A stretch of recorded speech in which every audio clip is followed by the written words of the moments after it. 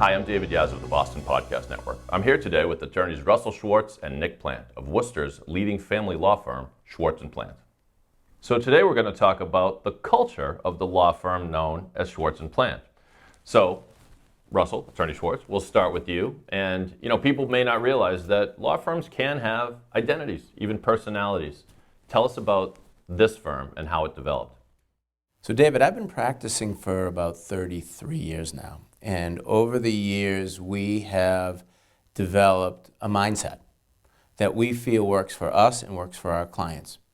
I initially came up with a concept of being professional. The term was professional, aggressive, caring legal representation for our clients and our families, and their families. And over the last number of years, we've kind of followed that. When Nick came on board as a partner about 3 years ago, we took that mentality and we shined it up a little bit, I would say. And he'll tell you about how that kind of has impacted our practice and what we now kind of do. So Nick, you've been a partner for a while, a member of this firm for an even longer time. I take it you appreciate the culture here at this firm? Yeah, no, I definitely do. I've been a member of the firm for almost 15 years now, 3 of which have been as a partner. Certainly Russell and I have our differences. We have our differences in approach, our differences in style, but our goal's the same, which is to provide that sort of individualized, custom, attention to detail representation that our clients are expecting. Whether it's responsive, being very responsive to our client, responding to them in real time, helping them deal with the anxiety that a particular problem causes. Whether it is being prepared, we understand that our clients are paying us sometimes a lot of money to do a difficult job for them, and they expect us to be prepared, and we pride ourselves on being prepared.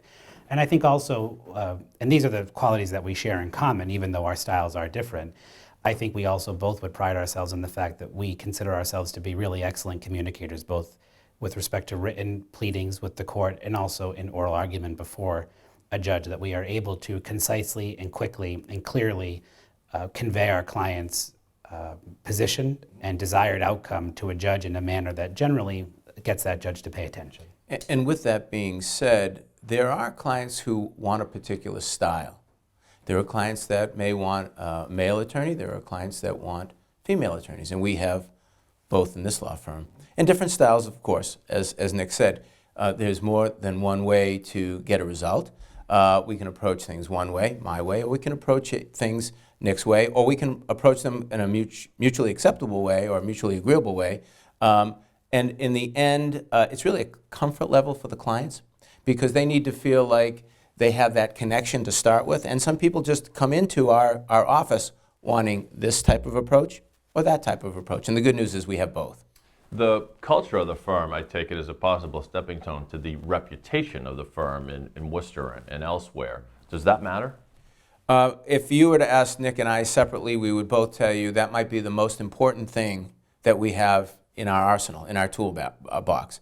When we stand in front of a judge, the judge has seen us before, and that judge has already formed an opinion as to whether we're reputable or not.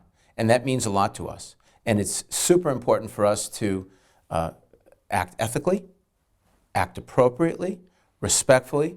Nick will tell you, and he often says that being aggressive is not the same thing as being mean. So I can ask for something and I can be particular about a particular issue or an issue and be focused on that issue in a way that maybe Nick may look at something differently without necessarily being mean about it. And we can say things in a certain way and send a certain message that the message may be the same, the method may be a little different, I would say. And I would say in addition to that, we're pragmatic, we're problem solvers. And I say that because I can't tell you the number of times when Russell or I are sitting in a courtroom hearing an argument on a case that's not ours, just waiting for our case to be called, and I'll hear somebody tell a judge what the problem is, over and over again what the problem is, and I'll hear the judge say, what's the proposed solution? And a lawyer might not know the proposed solution. So with respect to, I think, Russell and I, we really pride ourselves on our reputation for being problem solvers. Here's the problem, judge. Here's the solution. Here's the way that you can fix it for everybody involved, but especially our client. Well, thanks for filling me in on the culture of your firm. I'm persuaded. In fact, I might drop my resume with you before I leave today. Who knows? But thanks for letting us know, because that gives us a peek as to what it might be like to be a client of Schwartz Plante. Thanks for listening to today's discussion. For more information on this topic and all topics surrounding family law, And to follow up with attorneys Schwartz and Plante, please visit the website at schwartzplant.com. And thanks for watching.